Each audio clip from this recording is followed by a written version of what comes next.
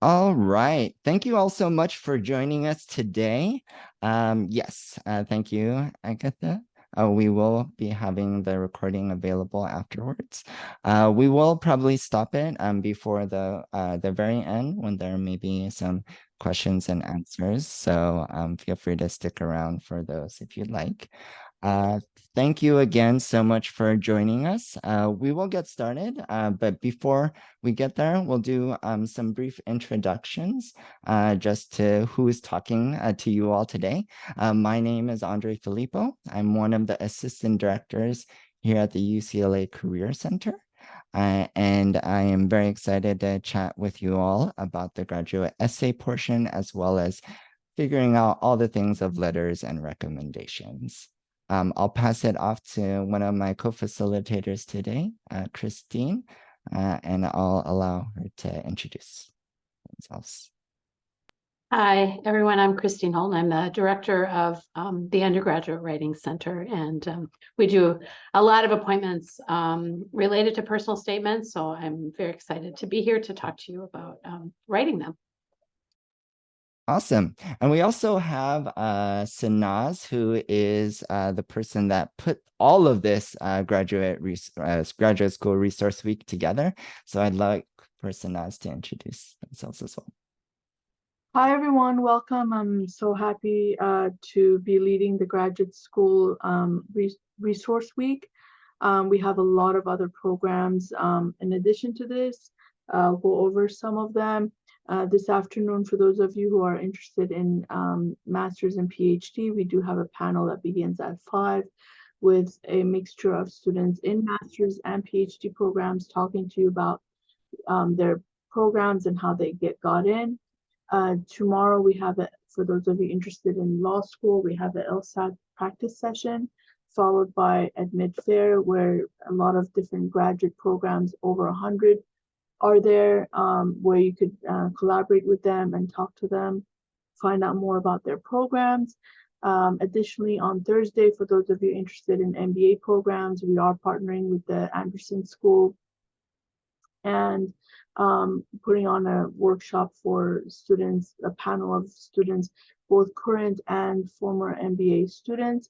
And then last but not least, on Friday, we have a GRE practice session, as well as a Meet the Law School panel where Columbia, Stanford, Georgetown, and I'm missing one, Columbia and Harvard will be there on the panel. So please go on Handshake and register for those. If you go on GSRW, you can see all the programs of the week. And I also, in addition to that, public health on Thursday as well. So thank you so much. I hope you learn a lot from this program. Thank you, Andre. Awesome.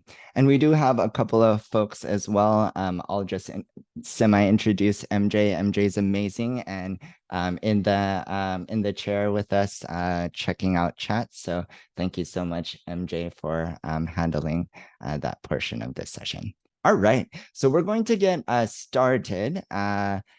One aspect that we want to hold a huge part of this session in is the graduate application essays. And two of the main pieces of this are the statement of purpose as well as the personal statement. As you do your research for the programs, you'll see some of them have either a mixture of both, have one or the other. And so we're going to kind of talk through some of the misconceptions and some of the things that is commonly known within the two. There are some lines of thought that they are one and the same, but in some cases for graduate school and beyond, they are different and have different intentions, and some applications may require both. So for the purposes of this specific presentation and workshop, we'll treat them as separate. This way, we'll prep you and not have the sentiment of Andre from the Career Center said there are two of the same thing when the people or applications ask for both. So you'll be like, oh, now what?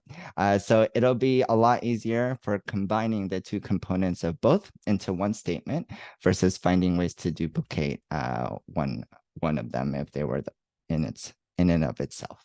So in general, Personal statements and statements of purpose are ways of graduate admissions committees, usually made up of program faculty and current graduate students, to learn more about you as an applicant.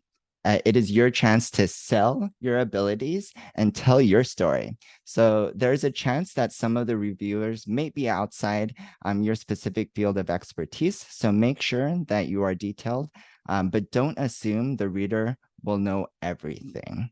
Right. And most programs have both the statements as mentioned earlier. So it is really important for you to consider how you're going to divide both sides, whether you include things on your personal statement and things on your statement of purpose. And we'll go more into depth of what that may look like in there. So before we get into the nitty gritty, we'll kind of zoom out and talk a little bit about the common questions that we hear along the way. So one of them is how long it should be. And that this could be daunting, however long it may be. Usually there are already specific requirements or guidelines on how you could do that. But many personal statements for professional schools have a character limit. Personal statements for graduate school, however, usually are between 2 to 3 pages long, 1.5 or double space with regular margins, and easy to read font, so Calibri, Times Roman, etc. Another common question is, can I use the same personal statement for every institution I am applying for? And if you've come to the Career Center, you know that we love talking about tailoring each thing for the individual school. So that is our answer to that. The personal statement needs to be targeted to each individual school, relating your personal experiences, qualifications to each individual institution. Make sure the reader knows why you are choosing their school and their program. And that way you can read and answer the questions specifically to how they are posed. All right. One thing that I did want to mention is when you are talking about, when you are looking at the question, is be sure that you're answering the question. And this is something that is in both. Make sure the statements are unique between program and schools. Though they might all require both, usually they are specific in what they're asking for. So don't copy and paste everything word for word to be addressed in all those aspects. So we'll talk a little bit that later. All right. Now, how is your application reviewed? Every department has a different review process, but a lot of times the reviewing process can be reviewed by faculty and graduate students or a mixture of both. So when I mentioned that there may be a mixture of folks that are inside the discipline and outside the discipline, it just depends on who may be available in those certain spaces or in that particular program. So it is really important for you to really consider who that might be. And one thing that we'll talk a little bit about in the future is really connecting with folks, whether it be professionals in the space, whether it be the faculty in the spaces or programs that you're going to be going into, or even graduate students, current graduate students in this space. There's a lot of resources in the connections that you can make with the folks there. So it's really important to consider doing that with the process. Could I just chime in? Yeah, just go for it, really Christine. quickly? From a writing perspective, when you're writing this, these are really good tips to know who is reviewing, but I think you also need to consider that these people are going to be reading many, many applications. So you want to make sure yours somehow stands out and really represents you. And the other thing is that you need to know that they're busy readers. So they are probably going to be reading, carefully, but also quickly. So another reason to try to make whatever you're writing stand out in some way. Thank you, Christine. So, all right. we'll move forward and we'll kind of get into the details of those things. One thing that we wanted to touch on are what is included in all these admission materials. So typically there are statements of purposes, personal statements that's we're mentioning. We did want to touch on one that is sometimes included as well, which are supplemental essays and samples. And this will be highly dependent on what type of program that you're going to be going into. So some of them might be more specific to the specific type of program. For example, a writing sample for Chicano specific studies may give you an option of writing a sample that's 10 to 25 pages of a scholarly paper that demonstrates originality, familiarity, and conventions of academic research within that space. Or another example is for psychology, where there's an additional essay that asks for 1,000 words describing research interest in a specific line that you want to do research or do your studies in. So all of those aspects may be a part of the admission materials. So just be aware of all those other things. As we zoom in, statements of purpose and personal statements. We'll be talking a lot generally at first, and then we'll zoom in. One of the biggest pieces of all of these is that for both of these, the real intention is to get to know who you are. And it's really learning about your experiences as an applicant and how they relate to what session, what type of program that you're wanting to go into. It's also your opportunity to share your abilities and skills and story share, really. Another aspect of it is a more complete picture of yourself, expanding on your resume and CV. A lot of these applications require you to include a resume and CV, but you're not able to really truly share your story and share your passions specifically just by listing all your experiences down in a CV or resume. This is really your opportunity to create passion and really to create emotion in this application process. So really consider how are you going to tell your story and share that story for the reviewers to understand who you are and where you're coming from. The other piece that's unique from undergraduate applications is that you want to highlight specifically your interest to the program. Usually when you apply in undergraduate, it's kind of general. You're talking a lot about yourself and kind of your journey, and maybe not so much specific to the program or the institution that you're working for. But this is the real big piece of you doing your research ahead of time to showcase that this is the exact program that is right for you, specifically for where you are and who you are. So what are you hoping to contribute to the program? A lot of times the program asks, oh, what do you feel like you'll get out of it? Which is great. And that you need that self-improvement and that self-development. But it is also important to showcase how you're going to contribute to the program and how you're going to learn from the program to contribute to what's past the program and what's for your future. So really consider those nuanced aspects of focusing on the institution itself. And Christine, feel free to interrupt anytime if you want to add in.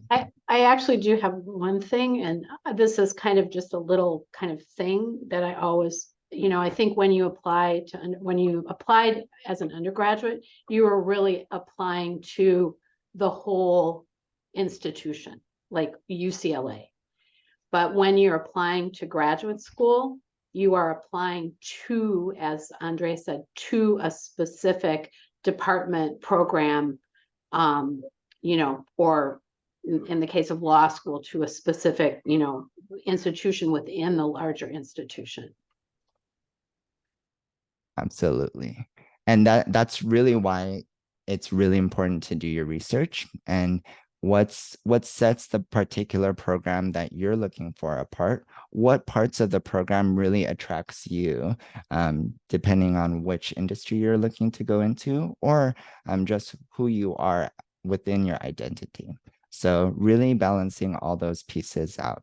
There are a few things that I'll like touch on that are more logistical.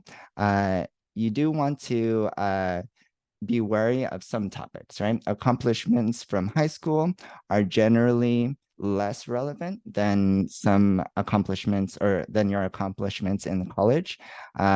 Be careful to be controversial with some of the things that you might include, depending on what current events are happening.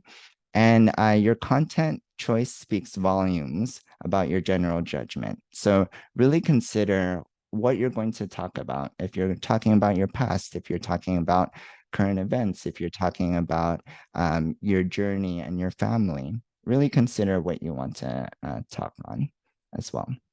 And this is a typical, like a general like suggestion, and you have to balance what our suggestions are. This is absolutely your story. One of the things that I've read in reviews are avoiding cliches, and sometimes it's hard, right? Like, I want to help people is a great direction that you can go into, but having that story be yours, how is that different from someone else saying that you want to help someone? Really consider how it is. Or I am passionate about science. That might be a little too general. So talk about the reasons to pursue grad and that grad or professional degree that really is a little bit more specified to what you want to do. So stay focused on what you can offer as well. And perfection is a must. I'm sure Christine can attest that you must edit well and make sure that there are zero, maybe zero grammar mistakes. So really consider how you're going to review it and how other folks may be reviewing it as well as we talk. Go ahead, Christine. In my home department, a student applied for admission to our program and misspelled their own name. So don't want to do that. Yes, you might want to be careful for that, especially that. Thanks, Christine. All right. So we'll move forward. Let me think if there's anything else that I want to mention. All right, let's move forward, and we'll come back if there's anything else. So now that I've said that, it feels like, you know, that aren't they just the same? Like I've been describing it, and there's probably a lot of things that you could just cross-pollinate with both of the things. So let's kind of dig deeper in what the differences are and how you might want to look into it. First, we will talk about some of the considerations for both as we dive into the differences. So considerations for both, answer the questions and follow the rule sets that they have. I kind of mentioned that a little bit earlier. Choose your topics strategically, avoid cliches, as I mentioned, do your research, stay focused on what they can offer. Perfection is a must, and don't overuse I statements is one of the last things that I was going to mention. Components for the admissions essay is, oh, I think I went a little bit backwards, but go ahead. Purpose of your graduate study, specialized areas of interest, skills you have, future goals, and tailor to your department. Some of the things I mentioned a little bit earlier, so I'm going to skip a little bit ahead. So for the general distinctions, statement of purpose usually talks about your showing of what knowledge you have within the direction that you're going to go into. A statement of purpose has a very heavy look on the research aspects of the professional interests within the field and connecting your research interest and the program. In terms of the personal statement, that's more of telling your story, and it's wanting to be an intentional storyteller and story sharer to be able to really talk through those aspects of what your experience is or how you got to where you are and why do you want to go to where you want to go. So these are some of the broader themes of what they are. And we do want you to really consider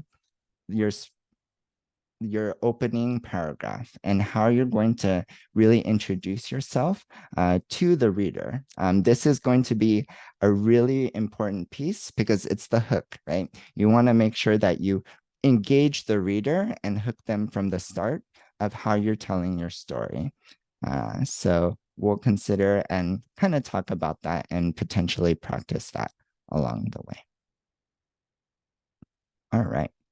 So statement of purpose. Oh yeah, go for it. Actually, a question in the chat about elaborating on the overuse of I statements, and I don't know if you want to wait for that later until you're all done, and then we can go back to these questions or how you want to handle those. That's a great question. Let's talk a little bit about it right now, and then we'll talk more about it afterwards. But thank you, Eliana, for the question. So the biggest piece is the overuse of I statements. If you're starting every sentence with I blah blah blah, I blah blah blah, I blah blah blah.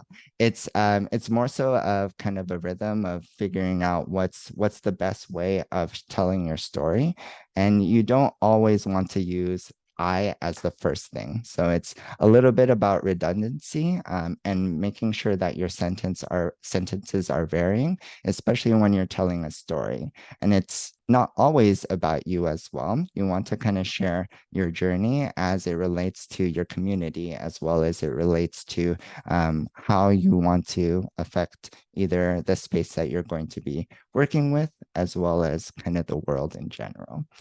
So that's kind of the mini tip, but I'll let Christine. Yeah, this is hard because it is all about you. So in personal statements, it's a little bit easier because often you're focusing on the research that you've done or the research experiences you've had. And usually most students at UCLA are working with graduate students or like a PI or a lab. So you're going to be focusing more on the subject of your research. So that will help you avoid the I. Personal statements, it's a little bit harder because it is a story. Obviously, you're the central character in whatever story it is that you're telling. But I think you want to highlight the other people involved. So that'll get the I out of there and talk about the other people that were involved in this. And then when you're coming out of this, rather than saying like, I learned blah, blah, blah, be more like this experience has helped me, blah, blah, blah, blah, blah. So that then you're kind of taking the focus away again from I and putting it on the experience, the story, the learning that you've done. Thank you, Christine. Awesome. Alana, you can put in the chat if that was useful or not. Yeah, feel free. And we could circle back around to it. Thank you so much for asking the question. Awesome. All right. So in terms of the statement of purpose, how and why of the research interest. So this is the time that you can share a little bit deeper on why you want to do the research in the field that you want to do, and a little bit detailed of your origin story of your thought process in this research interest. Relevant experience and fit for the program. It is tough sometimes. I know folks have started doing cover letters as well, sometimes to relate your resume and what parts of your resume can you put in relevant experience to fit your purpose of the statement of purpose. So really, it's considering how you can enhance your direction of where you want to go. So if it is an experience that you put in your resume, that's awesome, but it's to elaborate. What is the story of the experience that you've had in your resume or in your CV that really kind of dictated or guided you towards this specific experience? Was it something that you worked with a community, or did you have a client that you worked with that had special needs that you want to kind of figure out and look at the background to the history of that and do a little bit research into that? So thinking about how your relevant experiences enhance those is really important. Then it is a reflection on the faculty researchers you'd like to research or work with. So this is a really important aspect, and we'll talk a little bit about research and how you can connect with faculty along the way, especially in letters of recs. But the really doing your research in who is at the institutions or in the programs that you're a part of. Almost all the programs that we have at UCLA as well as elsewhere has specific websites that highlights a lot of their faculty. And some of them, especially if it's a research institution or they have ongoing research happening, the faculty even showcases the research that they have. So it's on you to do a little bit of homework and look through all the different programs that they are, but go a little bit deeper and look at faculty and see what type of research they're doing. This is your opportunity to fine tune and really see what you're interested in and how you're going to maybe put yourself in the position of being able to work with a professor or instructor that's wanting to do exciting stuff that you're curious about. So really looking into the background of these programs as well as the faculty that are part of these programs is an important aspect. And just to chime in here, I know that you all know this, but really in a statement of purpose, when the review happens at the departmental level, faculty are really looking for people to work with them. And they're looking at people who not only share their interests, but are going to help them achieve their research goals. So in a way, it's a little bit of a selfish process on their part. They're really looking for, research and thought partners whom they can mentor, but who can also bring something to the work that they're doing. So, it isn't, like shameless plug. You can say, I'm directly interested in this, and this is what I think I can get from working with you with this particular faculty member, and this is what I think I can contribute. I think that's fine to be as direct as that. I love that, Christine. I feel like a lot of times we feel like we're asking too much, or we're trying to, we feel like we may be bothering faculty, but it's exactly that. It's a two-way street, and there's a lot of mutual benefit from reaching out, especially if you're interested in it and showing passion. I feel like folks that are doing research and find someone that that is equally passionate about similar research really can ignite a lot of conversation and a great relationship. So absolutely. Thank you. All right. Moving on. Oh, I did skip the written in academic tone. This part is fairly important. So in terms of like contractions or talking casually, this statement of purpose, especially when it comes to research, is important to have a more academic tone. And if you have questions about that or need assistance with that, the Undergraduate Writing Center is amazing place to go. And we could also guide you a little bit along the way with the Career Center, but we'll most likely hand it over to the experts over there with Christine. All right. So the next piece of it is the purpose of statement of purpose. And these are questions that we already a little bit answered.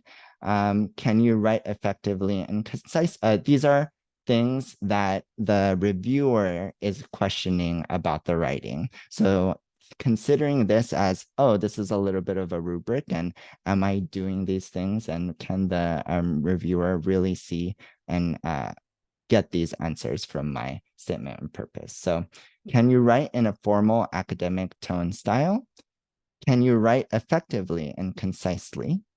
Have you thought deeply about your research, and is it already in progress? Did you participate in a research project with a professor as an undergraduate? Did your professional work inspire your current research questions? And have you looked into this program and their faculty? The last one we kind of focused on a lot, but really, even if the answer is no to any of these, that shouldn't deter you from really diving into to these applications and going into it. Research is typically what you can do as you go into graduate school. So they understand that you might not have research experience or some of the other experiences, but it is on your onus to really consider how you're going to showcase your interests and showcase that you've done your research on the program and the faculty that are part of that. So, question in oh the yeah, chat. go for it, Christine. Oh yeah. Yeah, from Ananya is asking about whether she should reach out directly to faculty they're interested in working with before submitting. If so, how much prior to submitting? Yes. Yeah, that's a great question. Absolutely. I think there's always that opportunity to connect with faculty ahead of time. And though there isn't any specific timeline requirements, we would say as advanced as possible. So we're going to talk about letters of recommendations, and though that is a little bit separate, that usually can be, up to a month or longer that you do that initial contact and going through the process. So I would say go as early as possible, even if you're interested now and you might be doing an application deadline that is in the next couple of quarters. Really consider just reaching out and asking questions and doing an informational interview, which is something that we always mention in the Career Center. It's a reverse interview, right? You're having the opportunity to ask them, connect with them, do a Zoom chat, and ask them questions about their research, really dive into it and really form that communication and form that bond to expand it. You don't want to say, go 1 week before and say, hey, can I talk to you? And can I ask you to be a part of it? Or can I mention you in my application? It really is the folks that you may have an opportunity to gain a stronger relationship with. But if you don't have the time, that's totally fine. Reach out now and really try to form that connection as soon as you can. Thanks, Ananya. And yeah, MJ will give you some additional advice as we move forward. Another piece of the how part of connecting with folks is that, as I mentioned, there are faculty listings in all different areas. And this is just an example of how UCLA's is formatted. And every school has a different way of showcasing it, but typically a lot of it is online already. So you can see there's some sections where it tells you the name, the area of their discipline, and some of the research questions that they're specifically looking into. So even if it's from a faculty that isn't in the institution that you might be going towards, or you're not even sure if this is the right research that you want to do, but it's slightly interesting, it might be a good idea to reach out to some of the faculty here at UCLA, since there is so much research that is going on along the way. All right. Moving forward, outline of statement of purpose. Typically, there is general outlines. You can come to us to chat a little bit about it, come to the Writing Center to chat about it. But typically, you outline your statement of purpose with the problem, your personal experience, which is your connection to the potential problem and why you want to utilize this as your research. Set up credibility, so talk about examples, and this is showcasing some of your research and leadership ability. So if there's you're a leader in the community or in the type of research that you're looking into going into. Reason for pursuing a PhD is there, as well as a master's if that's what you're going into. and good fit. So be specific about your research and conclude it with your greater societal impact of why you want to do all of this. And Christine, feel free to jump in if you need to. Actually, I did have a question about that slide. So the problem is the research problem? Yes, the problem is a research problem in this statement. Mm-hmm. Thanks. Yeah. All right. And then example prompts of statement of purpose. So we wanted to give you some examples of it. Feel free to screenshot if you want to, but these are some examples of different statement of purposes across some of the different programs that we have. One example, I'm just going to read one of the examples, is what is your purpose in applying for graduate study in your specified degree program? Describe your areas of interest, including any subfields or interdisciplinary interests. And so there's a few different ways of talking about statements of purpose.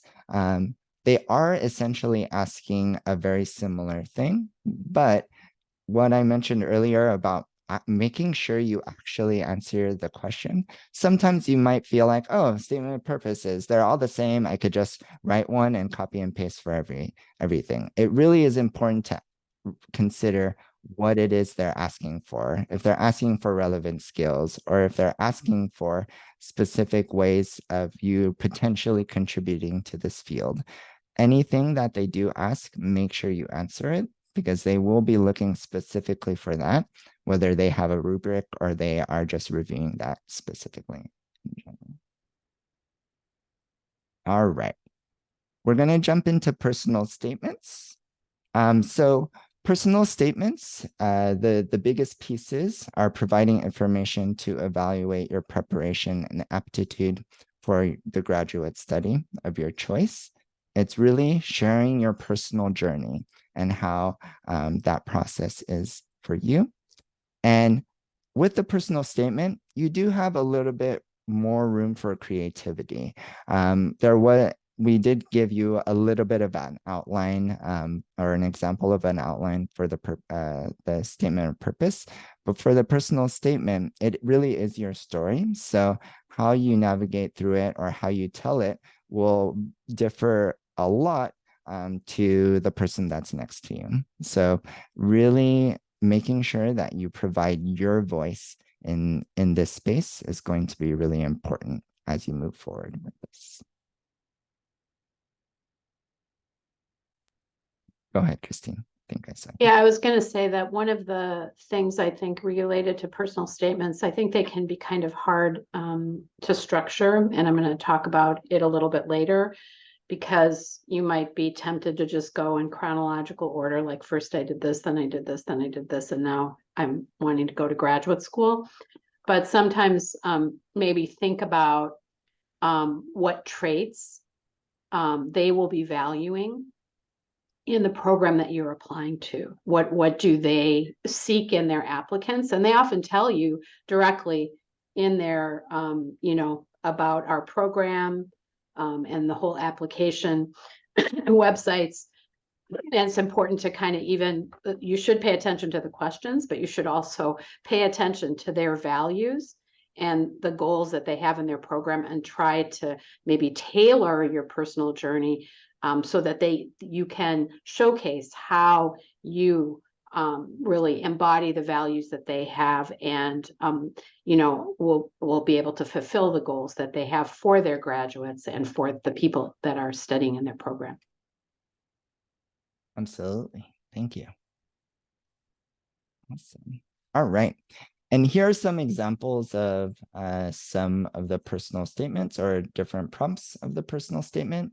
Are there educational, personal, cultural, economic, or social experiences not described in your statement of purpose that have shaped your academic journey? If so, how? How have any of these experiences provided unique perspectives that you would contribute to your program, field, or profession? So as you can tell, and as Christine mentioned, there's a lot of these different aspects that you want to consider when doing it, and really focusing in on answering those questions that are being asked of it, but making sure that you do hook the reader in that first initial paragraph, and how you're going to really share your journey in your personal statement. So there's a lot of different pieces to that as well. Great. And then the next piece is a little bit of a storytelling exercise. Christine, do you want to take this part on, or would you like? Sure, you want, yeah. Okay, so one of the ways, so this is for obviously a personal statement, and think about several experiences. If you've maybe already have a draft, I don't know, we can't really see you, so we can't really know if you have a draft or not. But if you have a draft, that's great. We want you to like think about what you've written already. If you have nothing, we want to help you get started. So the first thing we'd like you to do is like think about the field of study you want to go into, or the profession you want to study if you're going to law school, because I heard that there are a lot of those coming up soon, or business school or whatever. List several experiences that relate to what you want to pursue. And this is a really good, number two is a really good piece of advice. Choose experience that best encapsulates your interest in the field or your profession, and which would give the admissions committee a complete picture of you and your passion and potential for success in this field or profession. So it could highlight how you became interested. It could highlight maybe examples of experience you've had that demonstrate that interest. So if you go ahead and just kind of think about that for a second, we'll probably give you, I don't know, about 3 or 4 minutes to kind of brainstorm some beginning things. And for some of you, this might be like, you have many, so just list all of them. And then eventually that's probably the more the merrier, because then you can choose the best one, or choose one to highlight as the beginning and then use the other ones as support in later paragraphs.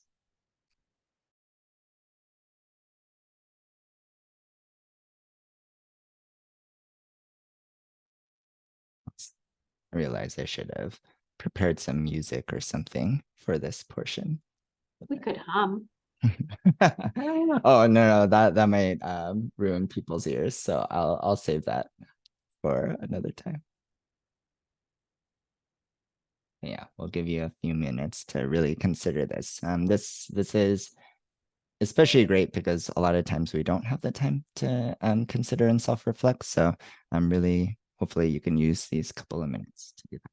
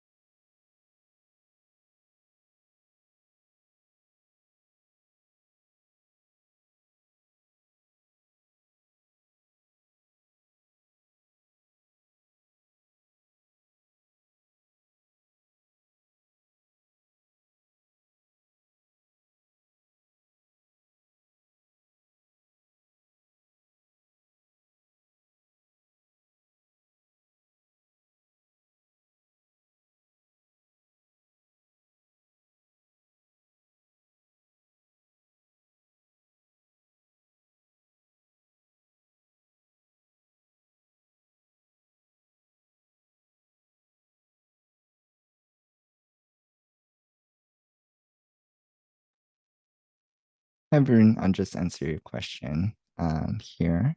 Yes, we will have a recording, and we plan to have this slideshow as well available, as long as you registered. So be sure you registered through Handshake as well as the Zoom, which you already have.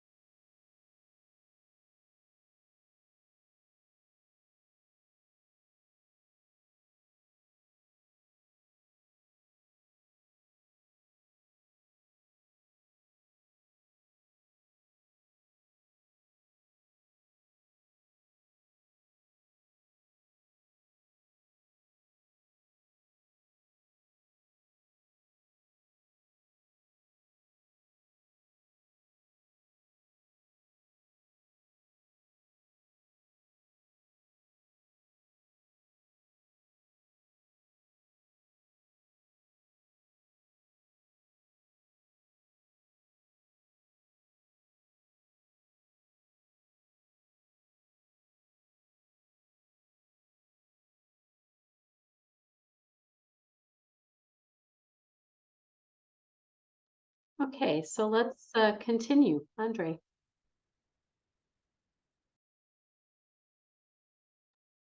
Awesome. So the other piece that we want you to do as you have reflected on those pieces are answering some of the following questions to really help you identify how you're going to utilize these pieces in the writing that you're going to have. So how does the story explain your personality? Where in the story does the reader get a sense of your passions, your dreams, your goals? Where in your story do you explain why you have chosen to study this particular field? And try to add this if there is not a clear explanation for this. In what ways does the story describe potential research interests or specific focus you are interested in pursuing during graduate and professional school? Where in your story do you address why you are a good candidate for the program you're applying for, considering its values and approach to education? So this is a little bit of a research that you can do. How well does the story convey what you are prepared to begin studying this field? And how does this story relate to your long-term professional goals or career path? If it doesn't, please try to add that. A lot of times, one of the concepts that we talk about when we're telling you all to or guiding you all in interviews is the CAR, which is context, action, and result. But we often forget to talk about the last R, which is relate. And so it's really important to relate a lot of your aspects, whether it be through writing or interviewing, to relate it back to what you want to do in the future or how it relates back to the actual program. So really consider how you're going to do that as well. Cool.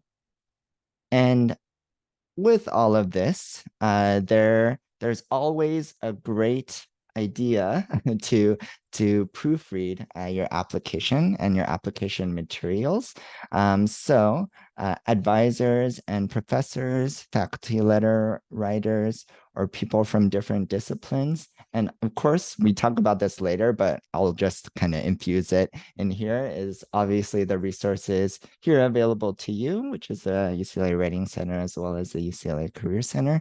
We're here to help you along the way with proofreading the application process. So really consider how you want to do that and who you trust. Now, I will say, don't have everybody in your life proofread it. I think there is a limit because everybody has opinions, and by the end, if you do everyone, you'll be going into 10 different directions and maybe not have a consistent way of storytelling. So really consider who you trust and who you're going to have review, so that you can have a really a story that's still kind of your soul and who you are, because I know it is tough. If there's like a sweet spot in there. So really consider that. All right. Christine, is there anything else you want to add for general application pieces in terms of the essay writing portion? Yeah, I would also make a distinction between proofreading and just commenting or making comments about the whole thing. Proofreading is really for like commas, paragraphs, that kind of thing. But I think what you really want is comments. You want to like what's effective here, what isn't effective, does it all hang together? Or does it seem like 5 paragraphs in search of a of a point? Is it technical? Is it too, is it technical enough? Is it too technical? And readers are going to get lost. So I think those are the kind of questions that you really want to be asking the people that you trust and whom you want to read these letters. And I do want to say that what Andre said at the end about, sometimes, getting too many opinions really becomes debilitating. And we see that a lot in the Writing Center when people bring their statements to us. They're sometimes almost in tears because they work so hard on it. And the people that they gave it to just kind of tore it to pieces. And they're like, now what do I do? It's all crap. And now I have to start all over again. So, you don't want to lose your voice in the midst of all these other voices that you're hearing. Absolutely, absolutely. And we at the Writing Center and the Career Center will never make you feel that way. We would love to guide you along the process, and we know it is tough. It is really a tough process. So we would love to really encourage you in this whole application process. That is really daunting. All right. So the next piece that we will be talking about is the letters of recommendations, and we're just shifting gears a little bit. So with letters of recommendations, we'll talk a little bit about how you do it, what to even get started on, and all that process. So let's start off a little bit with the what it is. And the letter of recommendation is essentially a formal document discussing the qualifications of an endorsement of a person's suitability for a program. So this is written by someone who has a working or academic relationship or somewhere in between that describes the qualities and abilities of you as a candidate. So with that, it still can be a daunting, even knowing what it is. So where do we start? And we talked a little bit about lists in general, but a list is a really great place to start. And talking about a list of potential people. Now, a lot of times for these letters of recommendations, there are requirements for different grad programs. Typically, there's about 2 or 3 requirements of letters of recommendations that you'll be needing.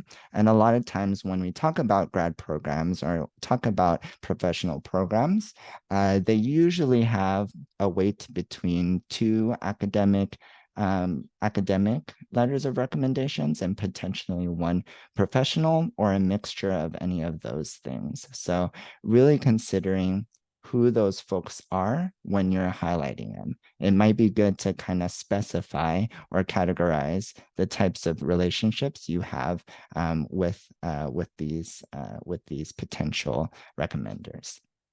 Now, who not to ask? There may be places to bend these, but this is kind of a general piece of it.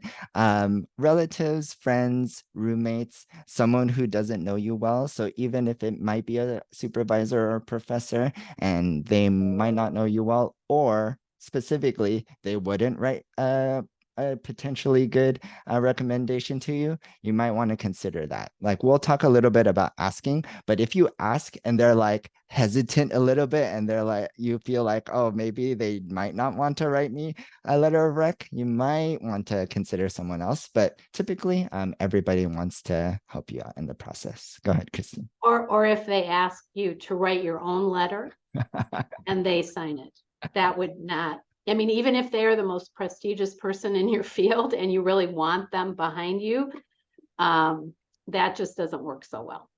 Yeah, it is. My experience. Agreed. It is really something to consider. So you want someone that's invested in you, that really takes the time to give you that strong letter of recommendation. So really be considerate of that process. So make a list. You could even start making a list now as we're going through this presentation. The other piece is And prepare. can I ask a Oh yeah, go for it. question? Sometimes in my experience, students feel that like somehow TAs know them better. But what's your advice about, you know, asking TAs, especially at a big university like UCLA, where sometimes you don't really have a personal relationship with them? Yeah, that's a really great point. And though there isn't any rule, I'll tell you my personal stance on it. TAs do have a lot more time with students. So if you feel that you've had a really close relationship with a TA, and even if it, especially if a TA has either done the research or is going towards the same direction that you potentially can have, it's good. Peers, I think, are a little too close, but since TAs do have a little bit of that rapport and that, or that wrap for that piece, there's absolutely no problem with asking them for a letter of rec, especially with what Christine says. We know it's really tough to really connect with faculty, with some of the classes being, you know, over 100 students. So finding out who you want to connect with is going to be really important. And thanks, MJ, for Or start going to office hours right now. yes, we will talk a lot about that, or at least have a point on that. So thank you, Christine. I love that. All right. And then the other piece of it is preparing information. So you want to be prepared when you do connect with the folks that you're asking for about accomplishments, achievements, personal characteristics that you have, and reasons for you applying for a program in school. And you do want to update your resume, which we could absolutely help out with, so that you can provide this to your recommender when the time comes. And we'll talk a little bit about that and why this part is so important in the doing of this part. Now, moving forward is the when to ask. And this kind of aligns with the previous question about when to ask even faculty about their research topics. So at least 3 to 6 weeks before the deadline, the earlier the better. So even if it's months before and you're feeling, oh, I really love this professor and I really want to connect with them, but my application isn't till later on, it's more than welcome to really connect with them and just let them know I'm looking to apply for these types of programs. And I was wondering if later down the road, you would be open to writing a letter of recommendation for me. And what that gives is that just the heads up, but it also gives you a little bit more time to gain that relationship in that sense. Sometimes you have a really great close relationship with the professor, but that's for the class and not so much for your direction or your goals. So blending those two is really helpful. Even if it's a professor that you're not currently taking, it would be good to reconnect or rekindle that connection so that you could really have that relationship moving forward in this process and not have a professor just telling you to write it for them. Identify deadlines and the process to send the letter. So it's really important to obviously know the deadline. It's also important to know what the process for this to send the letter. Now, a lot of these current ones are online and virtual. So typically there's maybe you just put in an email and then they'll send all the process, the program will send the whole process to the recommender. But there may be times where it still has to be a physical attachment, and you have to either physically turn it in like a signed envelope, or you might want to even provide a stamped envelope to your recommender. That's, I think, getting less and less likely, but you never know. There still might be programs that have that. I want to say two things. One, about what you just said. I write a lot of letters of recommendation for people, and I find that oftentimes there's only in certain cases they want me to send them the letter, and I don't feel comfortable doing that. But sometimes, because of the confidentiality issue, how honest can I be if the person for whom I'm writing is going to see this? But sometimes, especially at Cal States, if you're going for some kind of teaching in some kind of teaching program or credentialing program, oftentimes they want them, they want the applicant to send everything together in one package, because maybe their computer systems are a little bit old or not able to process. So I think if you explain that up front, when you ask for the letter and you say you want the letter to be sent to you, I think that's kind of important, because I've often had to push back and say, no, I'm sorry, I can't. I don't feel comfortable just handing a letter over. Yeah, so that's one thing. And then in terms of the deadlines and process to send, usually you'll be asking to send to multiple institutions, right? So the best thing that somebody did for me once is they provided me a table with the schools that they were applying to, the names of the programs, the dates that the letters had to be completed by, and whether I was going to be getting a link or not. And then if there was some other submission process, how that submission process happened and what the deadlines were. That was so helpful to me, because I just put it on my bulletin board, and I could then, go down the list and make sure I got the LORs in on time. I love that. Yes. Well, we definitely want to include all the information in that process, and we'll dig into maybe a little more of that, because that part, though, that connection and all the information that you include is really important.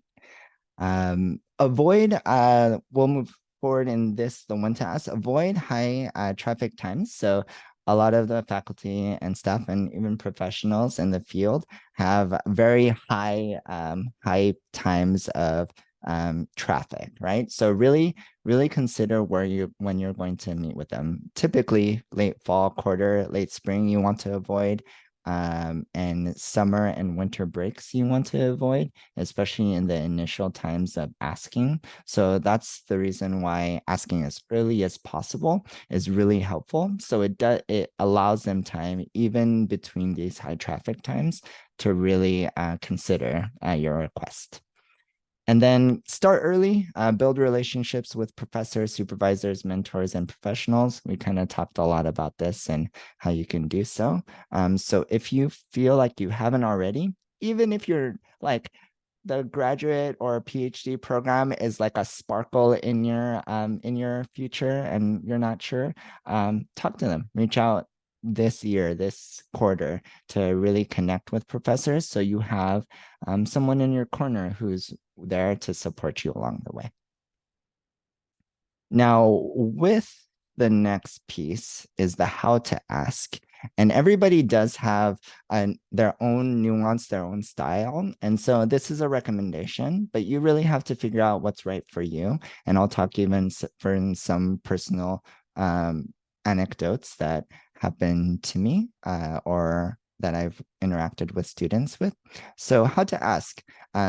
One suggestion is to speak to the individual first before even writing the formal request. If you already see the person that you might be asking for maybe 2 times a week because you work, or 2 times a week because of class, and you see them, it is great to just speak to them in person, even if it's through office hours or after class or whenever it may be, to have that mini ask.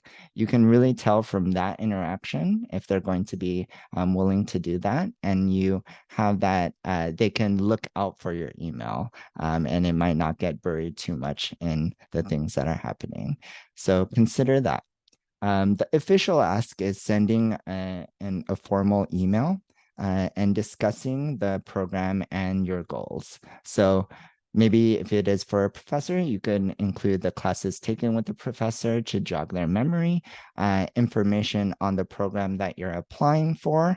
And this specifically is what Christine was mentioning. It's like a timeline if it's multiple things, to make it so easy for the recommender. You want to make it so there's the least amount of hurdles and bumps along the way for them, because they are doing you a favor in this instance. So really consider how you're going to approach this part of it. We talked about virtual or mail, pre-addressed stamped envelope, an updated resume, and highlighted skills. So just like Christine mentioned, every recommender has like their own style, but having all the information neatly laid out is really important. Another portion that is mentioned here is your personal piece to it. What skills, what things do you want to highlight them to highlight in your specific letter of recommendation? You don't have to write the whole letter out, but talking about highlights like, oh, I would love for you to talk a little bit about this portion, or how I helped in this research, or how I showed this skill in this project. It would be, it's a good reminder for them, and it allows you to see and allows them to see if they're aligned with the thought process, and they could write a little bit more confidently in what aspects you want them to kind of focus on, especially if you talked about your strengths in your application, so that they kind of go hand in hand. And the last piece is they want to see your success. I think we mentioned this a little bit, but if you're asking them and you have that connection, especially folks in education, we want to make sure that we uplift you and allow you to find where you want to go past college and beyond. So really consider this. It is a two-way street in a lot of ways, but it is giving them the opportunity to support you and support students as they already are in the classroom, as well as the professional spaces that we have here. All right. Now, follow up before due date. Sometimes things come up, right? So you might have to have a polite reminder with that. So consider doing a polite reminder 1 to 2 weeks before the deadline. And it can be a subtle reminder, right? You don't have to say, hey, you're late. I was expecting this before. You could just have a subtle reminder of like thanking them for their time and asking them if they have any additional information that they need or any questions that they have. But really, things come up. So we want to make sure that as we are humans, they are humans as well. So we want to consider both sides of the coin with that. And the last big piece is to thank your writer. I think this is often a big portion of it. One thing that I want to mention as well is that in the send the formal email, make sure it's formal. Especially when it comes to the folks that you have professional relationships with and whatnot, make the formal email formal. You might be in a text-based relationship with a supervisor, and that's fine. I've received that, and I get the initial like, oh, do you mind writing me a letter of rec, and then we converse. But for the official document, the official email, make sure it's professional so that it outlines everything that we mentioned, and also have a kind of a formal thank you to the writer. So it can be a thank you letter, a thank you email, it could be handwritten. Consider how you want to showcase your appreciation for them taking their time to write about how amazing you are. So really give that thought to that as well. And don't forget to update your recommender when you get accepted to the program. So really consider following up and sustaining that relationship. This might not be the last time you ask them for being a reference or being a recommender. So really follow up and do from A to Z of how to connect and stay connected with the person. Cool. Christine, do you have anything else to add that I may have missed? No, Great. great advice. Awesome. All right. So that mostly concludes the portions of what we were going to mention. I did want to talk a little bit about the admit fair. This is going to be swinging into some of our resources that we have. So the admit fair is happening tomorrow. Oh my gosh, sorry, tomorrow, October 25th, 4 to 7 p.m. in the Ackerman Grand Ballroom. So this is where a bunch of different schools and graduate programs as well as professional programs are here to really give you some information about their industry as well as their programs. So really consider showing up to this. A lot of the fairs have been pretty popular, so come as early as you can to snag a spot, but be sure to register as early as possible. And as we start closing off, if there are any shorter questions, feel free to put them in the chat. We'll try to open it up right after these resources. Graduate school resource week feedback, it would be greatly appreciated if you don't mind scanning this to give us a little bit of feedback on our presentation, as well as any of the events as a whole if you've made it to any of the past ones. So feel free to scan this as well. And I'll leave this up mostly. The other pieces that I'll just say out loud, I won't switch over to those slides, is utilizing your resources. The Undergraduate Writing Center with Christine and her lovely staff is here to help you along the way with anything in terms of this application process, especially providing that feedback as well and proofreading. And the Career Center is here as well in terms of supporting you along the way and navigating through the processes of connecting with folks, as well as reviewing some of the things that we mentioned. We also suggest that you connect with the faculty and connect with alum, whether it be UCLA alum or the graduate alum of the graduate or professional program of your choice. So really consider how you're going to reach out to them, and we could absolutely help with that process along the way as well. All right. I'm going to leave the next slides up, and as we open it up for questions, but I will be stopping the recording. So if this is your time to go, thank you so much for joining us today. We really appreciate your time with us. And if there are any questions, feel free to start unmuting as I stop the recording.